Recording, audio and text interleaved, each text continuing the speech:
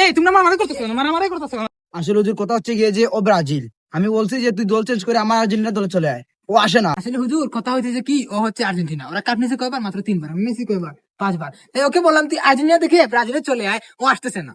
শোনো বাবা, আজকে যে তোমরা এই ব্রাজিল আর্জেন্টিনা মারামারি করতেছো, তোমরা কি জানো এই যে ফিলিস্তিন আর ইসরায়েলের যুদ্ধ হয়েছিল কয়েকদিন আগে, ওই যুদ্ধের মধ্যে ইসরায়েলকে সবচেয়ে বেশি অস্ত্র দিয়ে সাহায্য করেছিল ব্রাজিল আর আর্জেন্টিনা। আর আজকে তোমরা কি বন্ধু বান্ধব মারামারি করতেছো? তোমরা কি একবারও জিজ্ঞেস করেছো নিজের বিবেককে যে আমরা মুসলিম, আমরা কেন ভাই ভাই মারামারি করতেছি? তোমরা তো জানো না ব্রাজিল আর্জেন্টিনা হচ্ছে একটা ইহুদি দেশ, ওই দেশটাকে নিয়ে তোমরা কি আজকে মারামারি করতেছো? অনেক জায়গায় তো রক্তারক্তি হয়ে গেছে।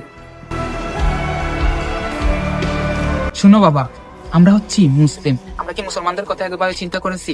এই যে ফিলিস্তিন আর ইসরায়েলের মধ্যে যুদ্ধ হলো, ওই যুদ্ধের মধ্যে কত শিশু মারা গেছে, কত মায়ের বুক খালি হয়ে গেছে। আর আজ তোমরা কি ব্রাজিল আর্জেন্টিনা মারামারি করো? আর একটা কথা শুনো বাবা, এই যে সামনে ওয়ার্ল্ড কাপ আসতেছে, ওই ওয়ার্ল্ড কাপে আমরা ঠিকই 3-4টার সময় খেলা দেখবো, কিন্তু 2টার সময় তাহাজ্জুদের নামাজটা পড়বো না। আর কি 4টার সময় খেলা দেখে ঘুমিয়ে যাবো, কিন্তু 5টার সময় ফজরের নামাজটা পড়বো না। আজ তোমরা তোমাদের বিবেককে প্রশ্ন করো, তোমাদের বিবেকটা আজকে কোথায়? আপনি ঠিকই বলেছেন হুজুর, আপনি আমাদের চোখ খুলে দিয়েছেন।